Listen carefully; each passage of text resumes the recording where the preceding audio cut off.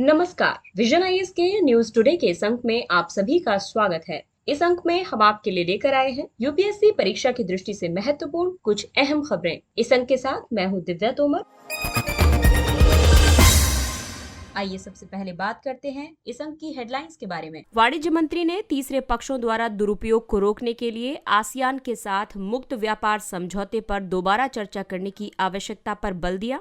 आर्थिक सहयोग और विकास संगठन के अनुसार वैश्विक न्यूनतम निगम कर दर पर समझौता संपन्न हुआ। भारतीय रिजर्व बैंक ने मौद्रिक नीति समीक्षा जारी की।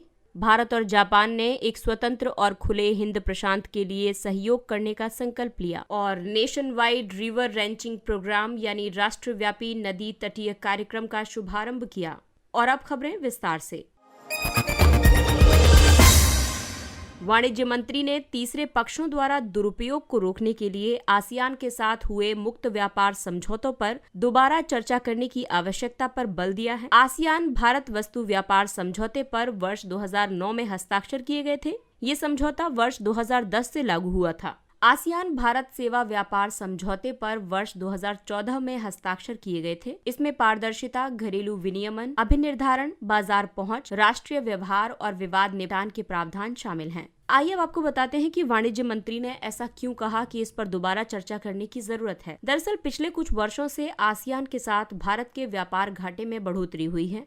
भारत ने आसियान समूह से भारत से आयात के लिए पारस्परिक एफटीए रियायतों का आग्रह किया है। इसके माध्यम से भारत व्यापार के आसियान के पक्ष में हो रहे झुकाव की वजह से उत्पन्न व्यापार असंतुलन की स्थिति को समाप्त करना चाहता है। भारत ने आसियान देशों से भारतीय बाजारों में चीनी उत्पादों के अति प्रवाह को रोकने का भी आह्वान किया है। आपको बता दें कि ये चीनी उत्पाद घरेलू उद्योगों को हानि पहुंचा रहे हैं। भारत ने उत्पत्ति के नियमों यानी रूल ऑफ ओरिजिन को सख्त करने और गैर प्रशुल्क बाधाओं के निवारण और बेहतर बाजार पहुंच स्थापित करने के लिए सुदृढ़ प्रावधानों पर बल दिया है। रूल ऑफ ओरिजिन किसी उत्पाद के राष्ट्रीय स्रोत को निर्धारित करने के लिए आवश्यक मानदंड है। इसके अलावा एफटीए की उपयोगिता दर में सुधार करना भी महत्वपूर्ण है, क्योंकि नीति आयोग के अध्ययन के अनुसार भारतीय निर्यातकों द्वारा क्षेत्रीय व्यापार समझौतों की उपयोगिता की दर बेहद कम है। ये 5 से 25% के बीच है। इसका कारण नियमों पर विचार विमर्श करने में आने वाली कठिनाइयां हैं। इसके अलावा इससे भारत को कई उत्पादों जैसे कि औषधि और सूचना प्रौद्योगिकी सक्षम सेवाओं के लिए विनिर्माण केंद्र निर्मित करने में सहायता प्राप्त होगी।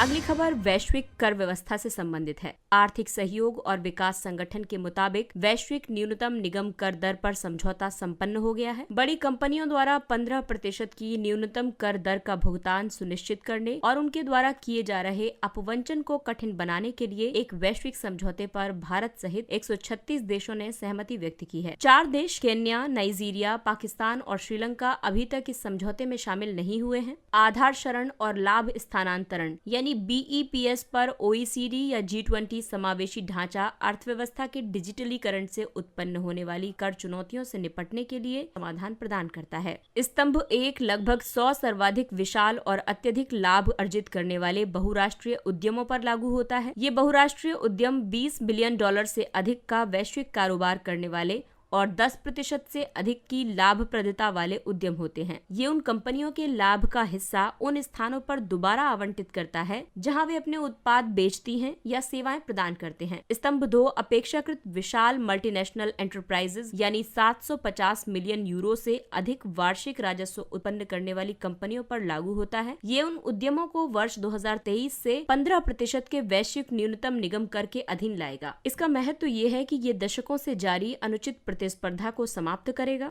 मल्टीनेशनल एंटरप्राइजेज को अति निम्न कर दरों और छूटों के साथ आकर्षित करने के लिए देश लंबे समय से प्रतिस्पर्धा कर रहे हैं। ये महामारी से संघर्ष करने के अलावा कर राजस्व उत्पन्न करने में सहायक होंगे। ये टैक्स हेवन देशों पर नियंत्रण स्थापित करने में सहायता प्राप्त करेंगे। ये व्यवसायों के समान परिस्थितियां उपलब्ध करवाकर वैश्विक अर्थव्यवस्था को बढ़ावा देने में सहयोग देंगे। बीईपीएस उन बहुराष्ट्रीय उद्यमों द्वारा उपयोग की जाने वाली कर नियोजन रणनीतियों को दर्शाती है जो कर भुगतान से बचने के लिए कर नियमों में मौजूद त्रुटियों का लाभ उठाते हैं। वे कृत्रिम रूप से अपने लाभ को कर की निम्न दर वाले या कर मुक्त स्थानों पर स्थानांतरित करते हैं, जहां वे या तो कम या नगण्य आर्थिक गतिविधि संचालित करते हैं। इसकी वजह से उन्हें अत्यधिक कम या शून्य समग्र निगम कर का भुगतान करना होता है। अगली खबर बैंकिंग क्षेत्र से। भारतीय रिजर्व बैंक द्वारा मौद्रिक नीति समीक्षा जारी की गई। आरबीआई गवर्नर की अध्यक्षता वाली 6 सदस्यीय मौद्रिक नीति समिति ने नीतिगत दरों में कोई बदलाव नहीं किया है। समिति ने रेपो दर को 4% और रिवर्स रेपो दर को 3.35% पर बनाए रखा है। इस समीक्षा में कई महत्वपूर्ण निर्णय लिए गए, जैसे कि सरकारी प्रतिभूति अभिग्रहण कार्यक्रम यानी जीसेप के तहत द्वितीय बाजार बॉन्ड खरीदने का निलंबन। इसका उद्देश्य प्रणाली से अतिरिक्त तरलता यानी चल निधि को निकालना है। सरकारी प्रतिभूति अभिग्रहण कार्यक्रम यानी जीसेप एक समर्पित चल निधि तंत्र है। इसके माध्यम से आरबीआई बैंकिंग प्रणाली में नकदी का अंतर प्रवेश करने के लिए सरकारी प्रतिभूतियों का क्रय करता है। दूसरा महत्वपूर्ण निर्णय है चल निधि को निश्चित दर के रिवर्स रेपो से नीलामियों में स्थानांतरित करना। इसके तहत चरणबद्ध रीति से दिसंबर माह तक वर्तमान 4 लाख करोड़ रुपए से 6 लाख करोड़ रुपए तक पाक्षिक आधार पर 14 दिवसीय परिवर्तनीय दर रिवर्स रेपो नीलामी आयोजित करने का प्रस्ताव किया गया है। 28 दिन के वेरिएबल रेट रिवर्स रेपो नीलामियों की शुरुआत की गई है। साथ ही ये नीलामियां आवश्यकता के आधार पर चल निधि संचालनों जैसे कि 7 दिवसीय VRRR या ऑपरेशन ट्विस्ट और खुले बाजार परिचालन का उत्तम रीति से संचालन करने के लिए जारी रहेंगी। इसके अलावा तत्काल भुगतान सेवा की सीमा 2 लाख रुपए से बढ़ाकर 5 लाख रुपए करना। इससे डिजिटल लेन देन को बढ़ावा मिलेगा। IMPS 24 घंटे तत्काल घरेलू निधि अंतरण सुविधा प्रदान करता है। साथ ही internet banking, mobile banking app, bank शाखाओं, ATM, SMS और interactive voice response system IVRS जैसे विभिन्न चैनलों के माध्यम से सुलभ है। इसका प्रबंधन भारतीय राष्ट्रीय भुगतान निगम द्वारा किया जाता है। और अंतिम महत्वपूर्ण निर्णय है गैर बैंकिंग वित्तीय कंपनियों के लिए आंतरिक लोकपाल योजना। आरबीआई शिकायत निवारण तंत्र को सरल बनाने के लिए गैर बैंकिंग वित्तीय कंपनियों के लिए आंतरिक लोकपाल योजना आरंभ करेगा। NBFCs में आंतरिक लोकपाल सेवाओं में व्याप्त उन कमियों से संबंधित ग्राहकों की शिकायतों की जांच करेगा जिन्हें NBFCs द्वारा आंशिक या पूर्ण रूप से अस्वीकार कर दिया गया है। अगली खबर पेपर 2 के द्विपक्षीय करार से संबंधित है। भारत और जापान ने एक स्वतंत्र और खुले हिंद प्रशांत के लिए सहयोग करने का संकल्प लिया है। वर्ष 2016 में जापान के प्रधानमंत्री शिंजो आबे ने औपचारिक रूप से राष्ट्रों और क्षेत्रीय संगठनों के नेटवर्क के रूप में free and open Indo Pacific यानी FOIP रणनीति की शुरुआत की थी। ये राष्ट्रीय और क्षेत्रीय संगठन स्वतंत्रता, विधि के शासन और बल या दबाव से मुक्त बाजार अर्थशास्त्र को महत्व प्रदान करते हैं, साथ ही शांति एवं समृद्धि के आधार के रूप में कार्य करते हैं। FOIP यानी free and open Indo Pacific 2 महाद्वीपों एशिया और अफ्रीका को संयुक्त करता है। साथ ही 2 महासागरों स्वतंत्र और खुला प्रशांत महासागर तथा हिंद महासागर को जोड़ता है। Free and open Indo Pacific की रणनीति 3 स्तंभों पर आधारित है: विधि के शासन को बढ़ावा देना और उसकी स्थापना करना तथा नौवहन की स्वतंत्रता एवं मुक्त व्यापार आदि। जापान, संयुक्त राज्य अमेरिका, भारत, ऑस्ट्रेलिया, दक्षिण पूर्व एशियाई राष्ट्र संघ यानी आसियान आदि के बीच सहयोग स्थापित करना, अंतर्राष्ट्रीय क्षेत्र में मीडिया आदि के माध्यम से रणनीतिक संचार सुनिश्चित करना। इसके अलावा आर्थिक समृद्धि को लक्षित करने के लिए बंदरगाहों और रेलवे जैसी अवसंरचनाओं के विकास के माध्यम से कनेक्टिविटी में सुधार करना, आर्थिक साझेदारी को सुदृढ़ करना जिसमें कि निवेश संधियां भी शामिल हैं, और व्यवसायी परिवेश में सुधार करना। शांति और स्थिरता सुनिश्चित करने के लिए हिंद प्रशांत के तटीय देशों को क्षमता निर्माण में सहायता प्रदान करना, मानवीय सहायता और आपदा राहत, आतंकवाद रोधी आदि क्षेत्रों में सहयोग करना आदि। दोनों राष्ट्र जापान और भारत की विशेष रणनीतिक और वैश्विक साझेदारी को एक नए स्तर तक बढ़ाने पर भी सहमत हुए हैं। भारत ने कई पहलों के माध्यम से स्वतंत्र और खुले हिंद प्रशांत विचार का समर्थन किया है, जिसमें शामिल है क्षेत्र में सभी के लिए सुरक्षा और विकास पहल यानी Sagar, Indo Pacific oceans initiative IPOI, Indian Ocean Rim Association IORA, ASEAN क्षेत्र तथा संयुक्त राज्य अमेरिका, जापान, ऑस्ट्रेलिया और भारत के नेतृत्व में क्वाड संगठन को एक हिंद प्रशांत मंच पर एकीकृत करने के लिए विदेश मंत्रालय में इंडो पैसिफिक विंग का निर्माण किया गया है।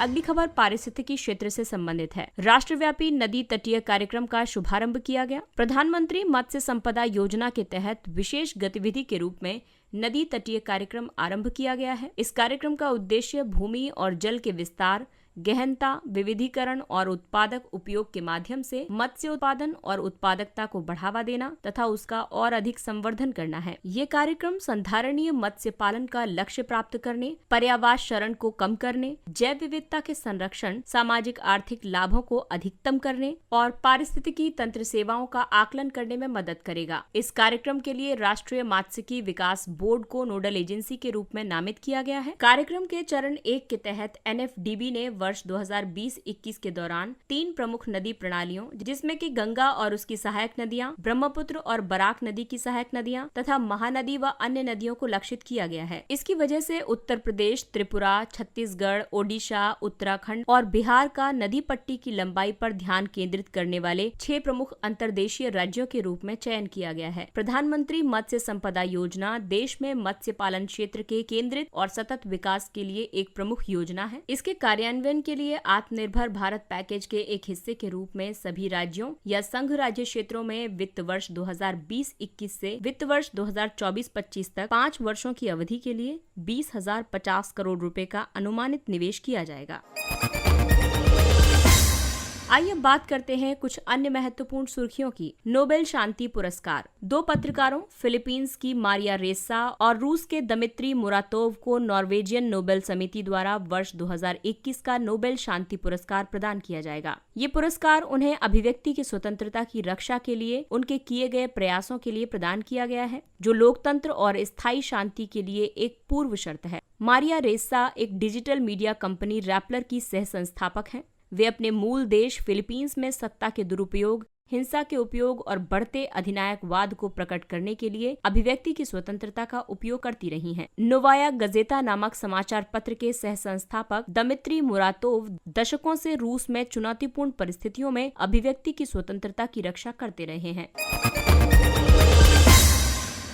ऑपरेशन ग्रीन्स योजना के दायरे को बढ़ाते हुए केंद्र ने इस योजना में शीघ्र नष्ट होने वाले 22 और कृषि उत्पादों को शामिल कर लिया है। केंद्र का ये कदम पूर्वोत्तर और 4 हिमालयी राज्यों एवं संघ राज्य क्षेत्रों से शीघ्र नष्ट होने वाले कृषि उत्पादों के निर्यात के लिए एक उत्प्रेरक के रूप में कार्य करेगा। ऑपरेशन ग्रीन्स स्कीम वर्तमान में टमाटर, प्याज और आलू पर लागू है। खाद्य प्रसंस्करण और उद्योग मंत्रालय भारतीय राष्ट्रीय कृषि सहकारी विपणन संघ के माध्यम से अपनी सूचीबद्ध एजेंसियों को खेत से उसके निर्धारित भंडारण तक टमाटर, आलू और प्याज के परिवहन के लिए 50% सब्सिडी प्रदान करता है।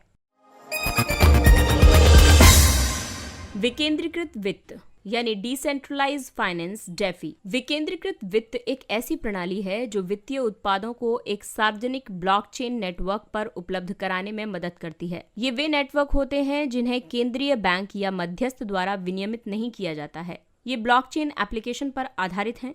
इसका उपयोग धन भेजने या बीमा खरीदने या यहाँ तक कि क्रिप्टो करेंसी के विरुद्ध मौद्रिक ऋण प्राप्त करने के लिए भी किया जा सकता है। वर्तमान में बहुत कम प्लेटफॉर्म हैं जो ऐसी सेवाएं प्रदान करते हैं। हालांकि कई भारतीय ऐप डेफी सेवा उद्योग ट्रैकर्स को लॉन्च करने की दिशा में प्रयासरत हैं।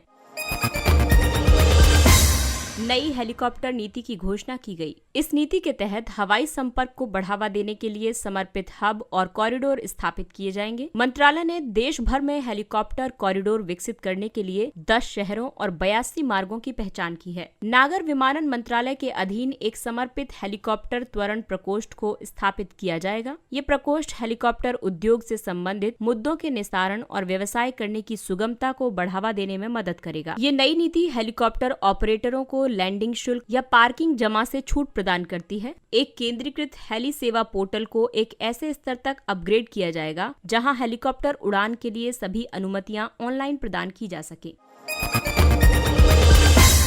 Sports washing. सऊदी अरब द्वारा किए गए विदेशी स्पोर्ट्स टीम के पहले बड़े अधिग्रहण की स्पोर्ट्स वॉशिंग के रूप में आलोचना की जा रही है। ये स्पोर्ट्स टीम है Newcastle United football club. Sports washing का मतलब है स्पोर्ट्स क्लबों के उपयोग या खेलों के आयोजन। इसका उपयोग किसी देश द्वारा अपने पिछले मानवाधिकारों के हनन को छिपाने और अपनी छवि को सुधारने, जैसे कि वैश्विक खेलों के आयोजन की मेजबानी के माध्यम से। उदाहरण के तौर पर मुसोलिनी के समय इटली में आयोजित वर्ष 1934 का फीफा विश्व कप और हिटलर के समय जर्मनी में आयोजित वर्ष 1936 का ओलंपिक स्पोर्ट्स वॉशिंग के 2 प्रमुख उदाहरण हैं। जिमेक्स हाल ही में जापान और भारत के बीच द्विपक्षीय समुद्री अभ्यास जिमेक्स के 5वें संस्करण को अरब सागर में आयोजित किया गया। आइए बात करते हैं सुर्खियों में रहे स्थलों के बारे में। तवांग, अरुणाचल प्रदेश। कोर कमांडर स्तर की वार्ता से ठीक पहले भारत और चीन इन दोनों देशों की सेनाओं के बीच टकराव की स्थिति उत्पन्न हो गई थी। तवांग ईटानगर से 448 किलोमीटर उत्तर पश्चिम में स्थित है। ये भूटान और तिब्बत की सीमाओं से घिरा हुआ है। ये 3048 मीटर की ऊंचाई पर स्थित एक प्रमुख पर्यटन स्थल है। ये सेला दर्रे के माध्यम से पश्चिम कामेंग से जुड़ा हुआ है। यहाँ स्थित तवांग मठ भारत का सबसे बड़ा तथा लहासा में अवस्थित पोटाला पैलेस के बाद विश्व का दूसरा सबसे बड़ा मठ है। हाल ही में भारतीय भूवैज्ञानिक सर्वेक्षण ने तवांग की संगेतसर सोझील को पूर्वोत्तर भू पर्यटन स्थलों में सूचीबद्ध किया है। अगला है भशनचार द्वीप, बांग्लादेश। संयुक्त राष्ट्र से सहायता प्राप्ति वाले एक समझौते पर स्वीकृति प्राप्त कर लेने के बाद बांग्लादेश ने कॉक्स बाजार के भीड़-भाड़ वाले शिविरों में 81,000 रोहिंग्याओं को अपने भशनचार द्वीप पर स्थानांतरित करने का निर्णय लिया है। बंगाली भाषा में चार का मतलब तलछट होता है। भशनचार बंगाल की खाड़ी में सुदूर स्थित एक द्वीप है। ये द्वीप लगभग 20 वर्ष पहले ज्वारीय गाद निक्षेपित हो जाने की वजह से निर्मित हुआ था। भशनचार नोआखाली से लगभग 39 किलोमीटर दूर मुख्य भूमि से जुड़े 40 वर्ग किलोमीटर में फैला एक द्वीप है। ये ज्वार और मानसून तथा चक्रवात जनित बाढ़ जैसे जोखिमों से गंभीर रूप से प्रभावित है। इसके साथ ही ये अंक समाप्त होता है। अगले अंक में फिर मुलाकात होगी कुछ अन्य महत्वपूर्ण खबरों के साथ। तब तक अपना ख्याल रखिए, सुरक्षित दूरी बनाए रखिए, मास्क पहनिए, हाथ और मुंह साफ रखिए और टीकाकरण अवश्य करवाइए। और अब हमें यानी विजन IAS की पूरी टीम को दीजिए इजाजत। नमस्कार।